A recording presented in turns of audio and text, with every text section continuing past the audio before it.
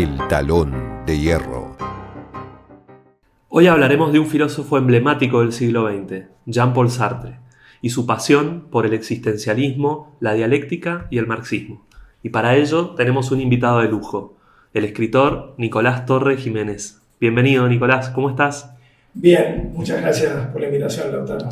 Bueno, por favor, gracias a vos por venir. Contanos primero cómo llegó a tu vida la pasión por la filosofía, textos y autores tan complejos como Sartre. ¿Cómo fue que te encontraste con este autor y cuáles fueron tus primeros pasos en la filosofía? Yo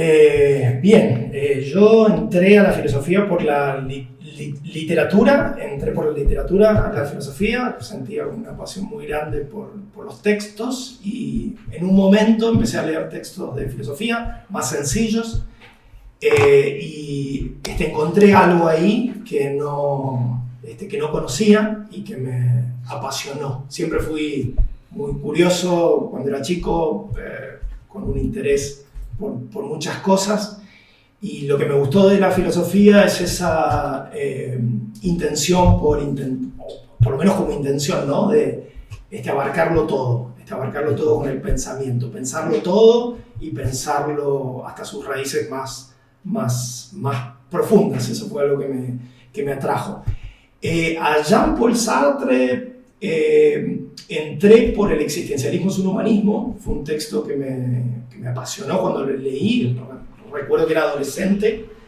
Me apasionó por un lado sus planteos con respecto a la libertad. Eso fue algo que me apasionó.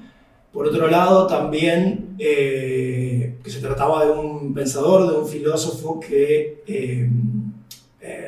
era muy crítico con su época, que planteaba la libertad también siempre muy ligado al concepto de responsabilidad, que haya sido también un escritor comprometido, un escritor comprometido con su época, con los cambios sociales. Eso fue algo que me apasionó mucho. Y además, por el otro lado, también tengo que decir que había también una atracción estética por sus textos. Sí recuerdo cuando leí Las Palabras, por ejemplo, me quedé con la boca abierta, que es una especie de crítica a la fascinación por los textos literarios, escritos con una belleza tan grande que uno siente ahí como una contradicción, ¿no? Está criticando un poco eso que genera su propio texto, ¿no? Me parece apasionante esa manera que tiene Sartre de cuestionarlo todo, de pensarlo todo, cuestionarlo todo y también pensar contra sí mismo, ¿no? Creo que se ve en ese libro.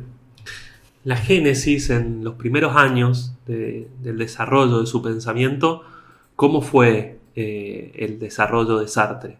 ¿Cómo llega a escribir una obra hoy consagrada? Bueno, creo que desde que la publicó empieza a resonar muy fuerte, ¿no? Pero hoy es casi un clásico de la filosofía. ¿Cuáles son sus pasos previos y cómo llega él a esta primera etapa de su pensamiento? Bueno, él tiene sus estudios en filosofía. Siempre fue una persona crítica con el capitalismo, un poco cercano a posiciones anarquistas. Cuando se recibe, que empieza a trabajar como docente, tiene en un momento un encuentro con Aron, que fue durante mucho tiempo fue como su gran opositor en materia filosófica y política. Raymond Aron. Exacto. Y Aron le cuenta que él había estado en Berlín, estuvo un año en Berlín haciendo un curso sobre Husserl. Estuvo un año estudiando la fenomenología de Husserl, y bueno, Sartre lo cuenta en una entrevista, eso se puede ver, que lo que le fascinó es que le dijo a Aron, con la filosofía de Husserl se puede hablar de cosas concretas. Por ejemplo, se puede hacer filosofía sobre este trago que tenemos acá sobre la mesa. Y bueno, Aron le contó un poco más sobre Husserl. En ese momento Sartre no conocía la filosofía de Husserl, la fenomenología. Aron le simplifica un poco las cosas para que se pueda ir. Él se va un año, Sartre se va un año a estudiar a Berlín, año 1933, un año muy polémico para estar en Berlín. Hay que pensar en el ascenso de Hitler ya en esos años, y él está un año aproximadamente estudiando textos de Husserl, y desde ese momento Sartre se convierte, podríamos decir, a la fenomenología, y él dice que va a ser fenomenólogo. Hay textos o entrevistas que le hacen al final de su vida que él dice: yo siempre fui fenomenólogo, o sea, pensé el existencialismo, pensé con el marxismo también, pero si hay algo que engloba como el método que me posibilitó pensar cuestiones vinculadas con el existencialismo, con el marxismo, fue la fenomenología. Así que podemos pensar que la fenomenología lo marca para toda la vida. La fenomenología lo que tiene de interesante, lo que tuvo de interesante en esa época, es que se planteaba ir a las cosas mismas, ¿no? Dejar de lado hacer epogé, como decía Husserl, o sea, poner entre paréntesis un montón de ideas sobre un hecho, e intentar pensar el hecho, pensar cómo se da algo, cómo se nos presenta algo. Lo que significa que hay que dejar de lado todos los preconceptos que uno tiene, que es lo que la filosofía muchas veces intenta hacer. O sea, la mirada filosófica es ver lo cotidiano con una mirada extrañada. La fenomenología propone un poco esto, ¿no? Dejar de lado, entre paréntesis. O sea, esto no quiere decir que lo vaya a ignorar, que no lo conozca, sino que lo pongo entre paréntesis. Lo dejo entre paréntesis un momento, intento correr los prejuicios, lo que ya han dicho otros pensadores sobre un tema, para intentar yo pensarlo desde el fondo, ¿no? Desde la base misma. Y eso es lo que le permite a Sartre también escribir su primera obra filosófica, El ser y la nada, que en gran medida también es una lectura y una crítica también a Ser y Tiempo de Heidegger.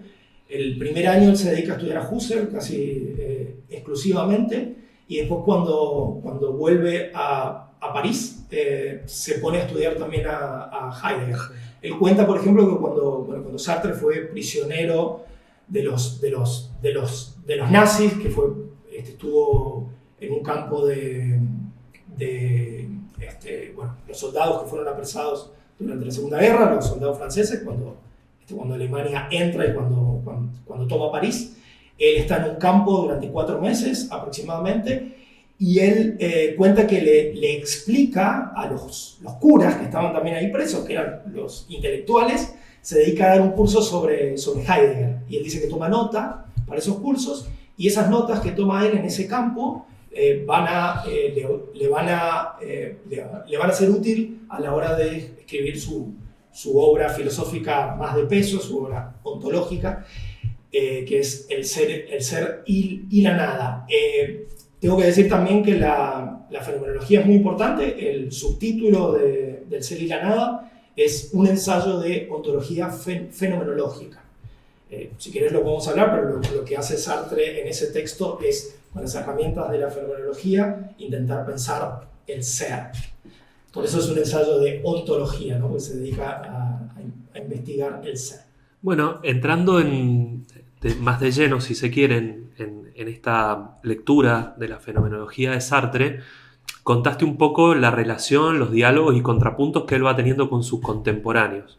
Pero con las tradiciones más clásicas, por ejemplo, ¿qué puntos encontrás vos en común y de diferencia con lo que va a ser la filosofía antigua de Platón o el kantiana, ¿no? Con respecto a la filosofía kantiana, que también había tratado de abordar este tipo de cosas? ¿En qué ves vos que se puede emparentar y en qué se puede diferenciar con respecto al pensamiento idealista? Sí, creo que lo primero que habría que decir es que Sartre siempre tuvo una postura, por lo menos desde el punto de vista filosófico, desde las escuelas filosóficas, siempre muy contraria al idealismo. Él lo que se plantea desde el principio es intentar hacer una filosofía que no caiga ni en el materialismo ni en el idealismo. Ujú. Yo creo que las dos categorías, tanto de materialismo e idealismo, son dos categorías muy, muy simplistas. O sea, catalogar toda la historia de la filosofía con esos dos conceptos supone simplificar el pensamiento de muchos autores. Claro. Sí se puede decir que hay filósofos que son mucho más idealistas y que hay filósofos que son que tienen una postura contraria, como por ejemplo Kant. A Kant sí lo podemos ubicar entre los idealistas, a Platón también, obviamente. El pensamiento por ahí de Sartre es que no tiene sentido plantear que las ideas, o sea, que las ideas son el fondo, son el fundamento de todo lo que sucede, ¿no? de todo lo existente. Justamente él, desde un principio, en el Ser y la Nada, lo que hace es ir contra este idealismo, cuando él plantea, él hace como hace una distinción, lo que plantea ahí es una dualidad ontológica. Él piensa que por un lado está el en sí, el ser que es en sí, el ser de las cosas, que tiene que ver, las características de ese ser en sí son la inercia, una cosa influye sobre otra, causa otra. O sea, estamos pensando en términos filosóficos, podemos pensar en el determinismo materialista, ¿no? Como una causa produce un efecto. Uh-huh. Y por el otro lado, el otro ámbito ontológico que piensa él es el ser para sí, que él se refiere al ser de la conciencia.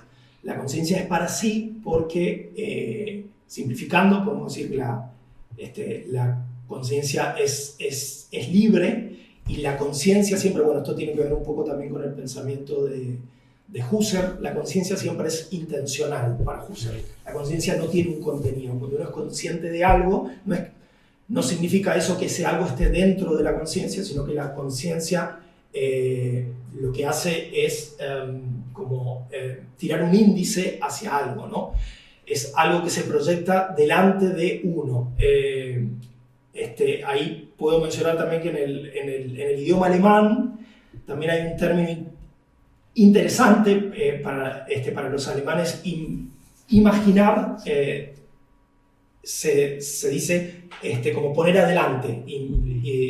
Imaginarse algo es ponerse algo delante. Y creo que el pensamiento de Husserl con respecto a eso tiene que ver con eso, ¿no? La conciencia siempre tiene algo delante, no está dentro, no es que las ideas o que un objeto lo pongo dentro de mi cabeza para pensarlo, sino que siempre lo proyecto hacia adelante. Y en esa proyección, la conciencia, cuando está siendo consciente de algo, además de ser consciente de algo, es consciente de que está siendo consciente, ¿no? Es como la reflexividad propia de esa conciencia. No solo me está pasando algo, sino que soy consciente de que me está pasando. No solamente tengo sed, sino que soy consciente de que tengo sed, que tengo que ir a buscar agua, etc. No solamente estoy imaginando un objeto, sino que estoy siendo consciente de que lo estoy imaginando. Bueno, eso es como la estructura intencional de la conciencia, que se dobla en dos. Esa conciencia siempre piensa algo que está fuera, que está siempre fuera. Y para Sartre esto opera de una manera negativa. Esto es decir que la conciencia siempre se toma distancia de eso, que lo entiende como que no es ella. Entonces lo que se da acá es una negatividad para la conciencia, que para Sartre es justamente la característica ontológica, podemos decir, del ser de la conciencia, que siempre niega algo, ¿no? Esto, por dar un ejemplo, no sé, yo puedo pensar que soy docente, pero quizás me canso y digo, bueno, voy a hacer otra cosa, quiero hacer otra cosa de mi propia vida. Y yo digo, bueno, fui un docente hasta hoy, pero eso que fui lo estoy dejando de ser, o no soy más docente en la medida en que cambio. Esto quiere decir que lo que antes era como una esencia mía, o sea, lo que yo soy, para decirlo en términos más sencillos, es algo que lo cuestiono y que no lo soy más. Entonces hay como una deconstrucción de eso, se niega eso que fui, y eso Sartre lo plantea con una frase que dice que el ser de la conciencia es ser lo que no se es y no ser lo que se es, ¿no? Porque el ser de la conciencia siempre es en acto. Uno siempre es consciente de algo, y cuando deja de ser consciente de eso, es como si ese ser dejara de ser en ese momento. O sea, la conciencia siempre en acto. Y eso rompe con esta idea que, bueno, creo que no la planteé, que la consecuencia que se puede sacar de esto es que la existencia en el ser humano precede a la esencia. Lo que yo soy, o lo que el ser humano es, no es algo dado, como plantea por ejemplo, Kant, o podemos pensar también a Platón, con una idea muy similar, que hay una idea de lo que es el ser humano, que la podemos pensar en la cabeza de Dios, quizás, y el ser humano tiene que, o sea, su existencia va a depender de esa esencia que es previa. El planteo de Sartre es que es todo lo contrario. O sea, lo que el ser humano es y lo que puede ser se va a dar por su propia existencia. O sea, la existencia humana va a depender, obviamente, si lo corremos de plano más ontológico, de base, podemos decir, va a depender de una historia, lo que el ser humano ha sido, lo que está haciendo actualmente y lo que puede ser en el futuro. Por lo tanto, no hay una esencia del ser humano. Si se puede hablar de esencia, entre comillas, es lo que el ser humano ha sido hasta hoy y lo que puede ser las posibilidades futuras. Pero eso también Sartre entiende que hay ciertas características que están ligadas a la condición humana, y que digo, más allá de que uno puede ser, de que uno es libre, Sartre lo dice en el mismo texto, siempre uno vive en un contexto, y ese contexto en el que vive determina uno para ser de una manera u otra, y de ahí está la frase esa tan famosa que Sartre fue cambiando con el tiempo: somos lo que hacemos con lo que han hecho de nosotros. Esa frase de Sartre lo que plantea es justamente lo que más tarde va a pensar Sartre como la relación dialéctica entre esa inercia de las cosas y entre la libertad del ser humano. También has hablado en tus escritos de que en el propio Sartre hay una evolución, ¿no? de esa concepción de libertad que establece entre los márgenes, ¿no? De la libertad ontológica, que muy bien explicaste recién, la libertad empírica que se puede lograr o no en el mundo y en determinados márgenes, la relación entre la liberación y la praxis, y llega, digamos, a otra obra que es paradigmática en la trayectoria intelectual de Sartre, que es la crítica de la razón dialéctica, ¿no? Donde va a discutir contra determinadas interpretaciones del marxismo y demás. Me interesa si vos nos podés explicar tu visión de qué aspectos vos ves que cambian o que se complejizan entre esta primera obra y la segunda, ¿no? Entre el ser y la nada y la crítica de la razón dialéctica en esta concepción de Sartre, y qué hilos ves de continuidad, entre otros, que vos decís, no, mira, esto Sartre ya estaba y permanece, más allá de que se complejice. ¿Cuál es tu lectura sobre eso?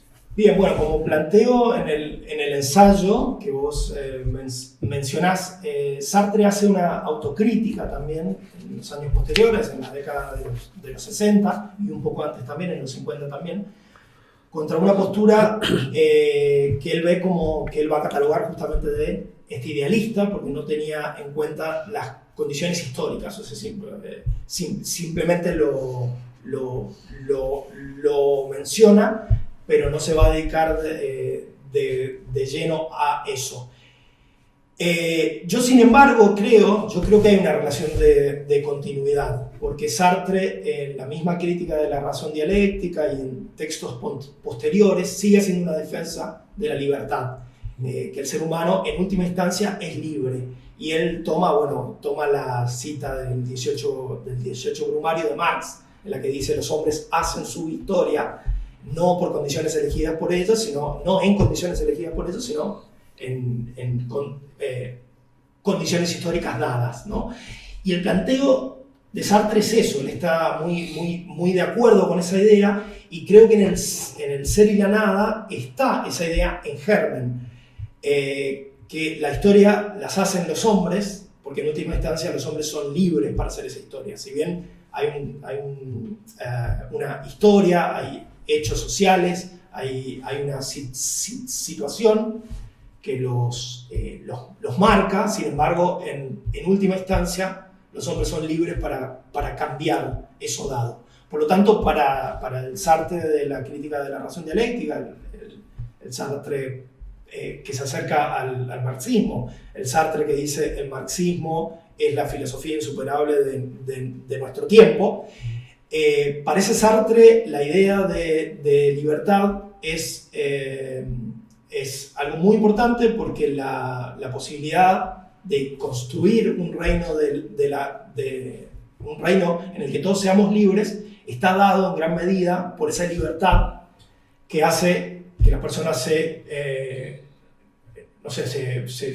junten para cambiar un orden dado con una idea también, con una cierta idea de lo que puede ser el futuro, de lo que puede ser un futuro mejor, que obviamente que va a ir cambiando con el tiempo. Pero esa idea está, y esa idea se forma cuando uno es libre, y uno puede tener la posibilidad de construir un futuro mejor cuando uno es libre, ¿no? Cuando la idea de libertad está. Por lo tanto, yo creo que hay una relación de continuidad. Ese ensayo que vos mencionás, yo intento tirar esas líneas, para eso me sirvo de estas categorías: la libertad ontológica, que es lo que le permite, una de las razones por la que Sartre está a decir que el hombre está condenado a ser libre, ¿no? Eso se lo malinterpretó en su época, y se dijo que el planteo de Sartre en esa época era que uno siempre es libre, y por lo tanto no tiene sentido transformar la sociedad, porque ya somos libres. Y el planteo de Sartre no es eso, es decir, sí hace falta cambiar esta sociedad, porque hay gente que dedica 8, 9, 10 horas, 11 horas a trabajar, y que el fruto de su trabajo se le expropia. Entonces sí, tenemos que cambiar eso para que las personas sean libres en la práctica, ¿no? Sean libres de forma empírica. Pero sin embargo, esa posibilidad ya está dada por este núcleo ontológico de libertad que él ve en la propia conciencia. Su pensamiento se va a complejizar un montón. Él va a plantear, por ejemplo, que la dialéctica es fundamental para esto. Él dice que la dialéctica es la relación que se establece entre los seres humanos y la naturaleza, entre los seres humanos y la naturaleza, o entre los hombres entre sí. O sea, como hay una lógica, que es la lógica de la inercia, que es tomada por los seres humanos, gracias a que son libres, y que en ese vínculo de una fuerza y otra se genera esta dialéctica, que es lo que permite que los seres humanos podamos cambiar el orden de cosas dadas, ¿no? Y para eso, Sartre entiende también que las condiciones materiales de existencia son la base, que es lo que hay que cambiar justamente para que podamos ser libres, ¿no? Para que el reino de la libertad se establezca finalmente entre los seres humanos. Bueno, digamos, vos lo definís como un existencialismo dialéctico, justamente entre esos factores, ¿no? Entre lo objetivo y lo subjetivo, la conciencia de clase y las condiciones históricas en las que es explotada la clase obrera.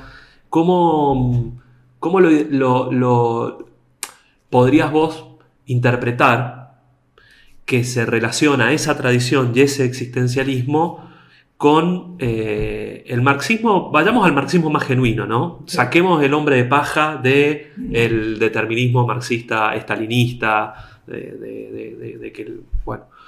que muchas veces lamentablemente en los textos filosóficos se lo identifica como el marxismo realmente existente, etcétera, pero ya ni siquiera lo es.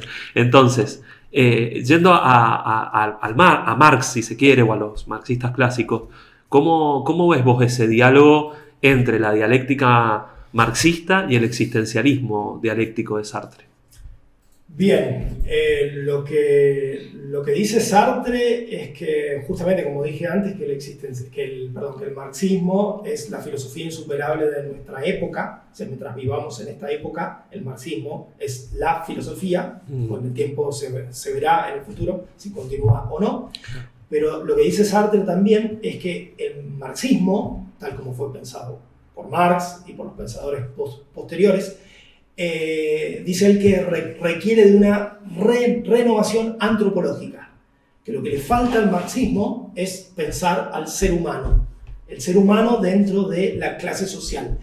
Y lo que él intenta hacer justamente con su existencialismo dialéctico, como lo llamo yo, es pensar ese ser humano. Él intenta que su existencialismo se convierta como en una parte de lo que él considera que es la filosofía de nuestra época. O sea, él se declara marxista, pero dice que hay una parte que hay que trabajarla más, que es la antropología filosófica, cómo pensar al ser humano dentro de los colectivos sociales. Y ese es el planteo concreto que hace Sartre. Desde el punto de vista político, ¿cómo se traduce todo esto en la visión de Sartre? ¿Cuál es su visión de la lucha de los pueblos oprimidos contra el colonialismo, su visión ante el Mayo francés y la emergencia de la clase obrera, sobre el socialismo? ¿Qué traducciones políticas hace Sartre de su filosofía? Bueno, el planteo que digo antes, esta idea de que el existencialismo se transforme, por pensarlo así, en la antropología que le falta, en los términos de Sartre, que le falta al marxismo, la implicancia concreta que tiene es, hay que pensarlo eso muy vinculado también a una crítica del estalinismo, obviamente, que es pensar justamente la importancia de este individuo, no como simplemente un miembro de la masa, sino también pensar, por ejemplo, que las libertades burguesas son realmente importantes y que hay que tenerlas en cuenta, ¿no? Por ejemplo, la libertad de expresión, la libertad de prensa, poder ser libre para pensar de otra manera. Bueno, todo ese tipo de cosas es lo que creo que es como la traducción concreta de eso. Obviamente que eso está más ligado a la práctica, porque vos decías, bueno, pensemos más allá del muñeco de paja, ¿no? Pero ese muñeco de paja también está ligado a ciertas prácticas, ¿no? A esas prácticas que sucedieron en el llamado socialismo real. Entonces, justamente, su crítica a esas prácticas tiene que ver con esto, ¿no? Como que la persona humana es sumamente importante y que no tiene que ser dejada de lado por una concepción social que lo interprete simplemente como una parte de una masa o que no lo haya tenido en cuenta, ¿no? Esto no quiere decir que todo el marxismo lo piense así, pero él sí cree que ahí hay como un hueco y que ese hueco también es lo que posibilitó que hubiera una interpretación que llevara a esas prácticas, ¿no? Muy bien. Su frase más conocida, que muchas veces se cita, vos recién la mencionás, decía algo así como que no somos terrones de arcilla, lo importante no es lo que se hace de nosotros, sino lo que nosotros mismos hacemos de lo que han hecho de nosotros, ¿no?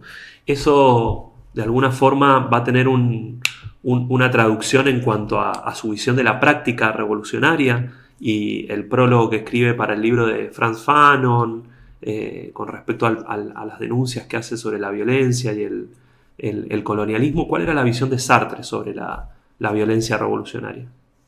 Bueno, justamente en ese prólogo él hace una defensa de la violencia revolucionaria.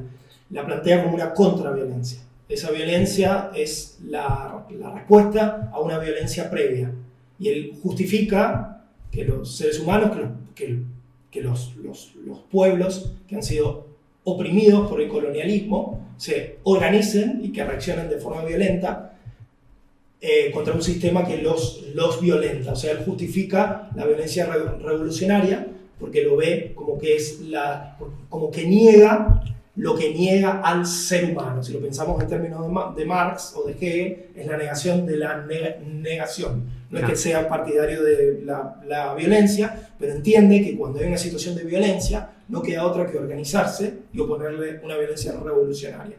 Ese texto, ese prólogo a los condenados de la tierra, bueno, ahí en ese prólogo tenemos a un Sartre que saca las consecuencias más importantes de ese planteo, ¿no? Y él lo sigue fundamentando en que los seres humanos en el fondo son libres y que luchan por una libertad que se concrete, ¿no? Entonces justamente hay una opresión que no les permite ser libres, entonces hay un derecho ahí de organizarse para violentar esa violencia, ¿no? Para romper con esa violencia. ¿Por qué pensás que hoy leer a Sartre, reencontrarse con esos textos, puede ser un aporte a las nuevas generaciones, a la juventud, para interpretar la actualidad del mundo, ¿no? Con sus cambios, con sus vicisitudes, con las tragedias que nos toca vivir? Sí, creo que en la época contemporánea el pensamiento no juega un rol importante, por lo menos en los grandes medios, entre los políticos, igualmente, si pensamos, no sé, en Trump con sus mentiras, o acá mismo en Argentina también un personaje como Milei, que miente y que sabe que miente y está mintiendo de una manera muy obscena. Creo que un pensador de la talla de Sartre, que pensó su propio tiempo, que fue, como se dijo por ahí, la conciencia lúcida, la conciencia crítica de su propio tiempo, creo que tiene mucho que decir a nuestro presente, ¿no? Tomar el modelo de Sartre como una persona comprometida con su época y que busca hacer una denuncia de las situaciones de opresión y de injusticia de su propia época. Y además también creo que es rescatable la concepción de libertad que tiene él en esta época, que la palabra libertad ha sido totalmente vaciada de significado y que, bueno, que no significa otra cosa que la libertad de mercado, o sea, la libertad de los poderosos para hacer lo que quieran. Cómo tenemos que rescatar esa palabra, ¿no? Una palabra tan preciada para nosotros, creo que la tenemos que recuperar. Y la idea de Sartre también es que esa libertad siempre va ligada a un compromiso y una responsabilidad. Y me parece que eso también es importante. Es una libertad, pero una responsabilidad social, ¿no? Eso creo que es muy importante para nuestro presente. Muchísimas gracias, Nicolás. Queremos dejarte como un presente un regalo de las ediciones del Instituto del Pensamiento Socialista, que son una serie de textos filosóficos y de polémica política también, pero con mucha elaboración filosófica por parte de León Trotsky, que son los textos En defensa del marxismo y su moral y la nuestra. Así que esperamos que lo disfrutes. Bueno, muchas gracias. Es un libro que no tengo, así que se los agradezco mucho. Muchas gracias. Muchas gracias. Nos vemos en un próximo episodio del Talón de Hierro.